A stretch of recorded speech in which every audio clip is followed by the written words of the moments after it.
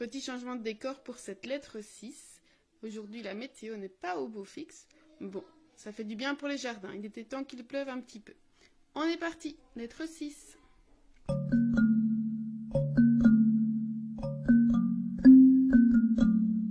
Alors, au début de sa lettre, Sénèque dit qu'il se sent progresser. Il dit même transfigurari en latin. Donc, il se sent complètement transfiguré depuis le début de sa correspondance avec Lucilius. Il sent qu'il progresse parce qu'il se découvre de nouveaux défauts dont il n'avait pas connaissance jusqu'à présent.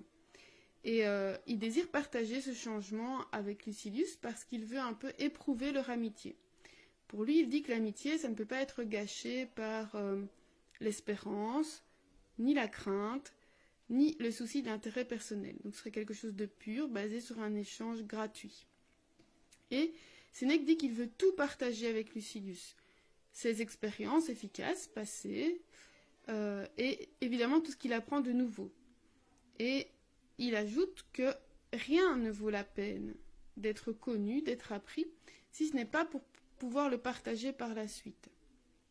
Et donc c'est pourquoi il propose à Lucilius de lui envoyer ses propres livres pour qu'il puisse en prendre connaissance. Et il propose aussi d'y mettre des marques. Comme ça, Lucilius ne devra pas chercher après les différentes choses intéressantes dans les livres, ce sera déjà noté. Bon, voilà. Ce sera un peu orienté, on va dire, par la vie de Sénèque, bien entendu. Mais comme ça, on ne perd pas de temps, on va directement droit au but. Alors, ce qui serait encore mieux, c'est que Lucilius rende visite à Sénèque.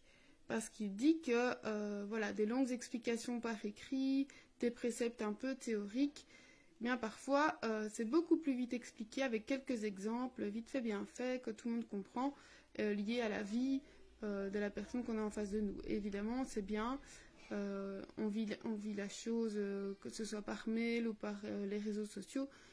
Il vaut mieux parfois une bonne explication orale que par écrit. On peut facilement avoir des sous-entendus ou des incompréhensions. Donc voilà, Sénèque a envie de voir Lucilius pour pouvoir lui parler de visu.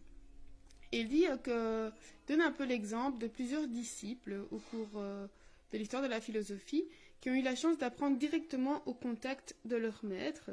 Alors il donne l'exemple de Cléante qui a appris auprès de Zénon qui est un peu le père du stoïcisme, Platon lui évidemment auprès de Socrate, et Épicure avait entre autres trois amis, trois compagnons, Métrodore, Hermaque et Paulien, qui furent à la fois ses amis et ses disciples.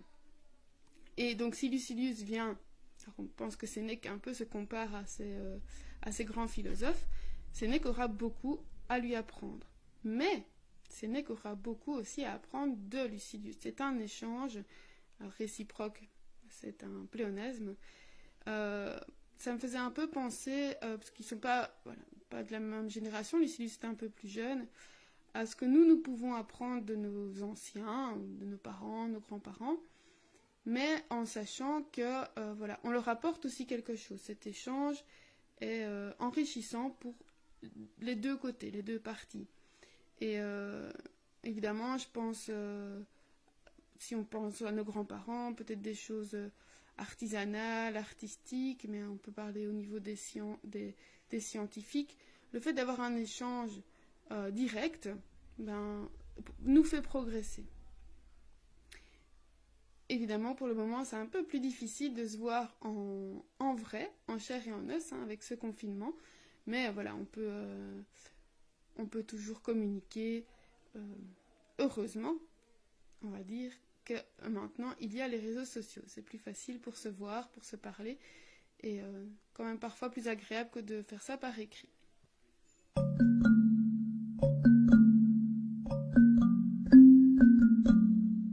La phrase que j'ai choisie, c'est la phrase que Sénèque a été puisée chez Hécaton.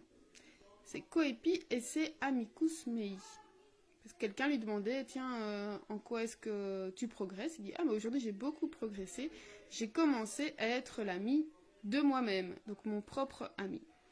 Et Sénèque dit que cette personne qui commence à être amie avec elle-même, elle ne sera jamais seule, parce que cette amie existe pour chacun d'entre nous.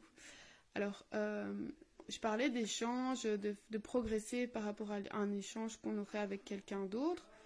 On peut échanger avec soi, pour apprendre de soi-même et enrichir ses propres connaissances, en passant par exemple par l'écriture. Voilà, le fait d'écrire, on dépose ce qu'on pense, le fait de déposer va nous amener finalement comme si on conversait avec soi-même et pas tout le temps tourner en rond les idées qu'on a dans notre tête. Donc voilà, c'est parfois ce que je conseille ou à mes élèves ou aux personnes qui viennent me voir pour la sophrologie, de mettre par écrit. Et parfois le fait de mettre par écrit va amener de nouvelles idées, comme si on faisait un peu de place dans notre cerveau pour pouvoir y mettre de nouvelles idées ou des choses qui s'enchaînent d'une autre façon. Alors, d'ici demain ou à l'été, portez-vous bien.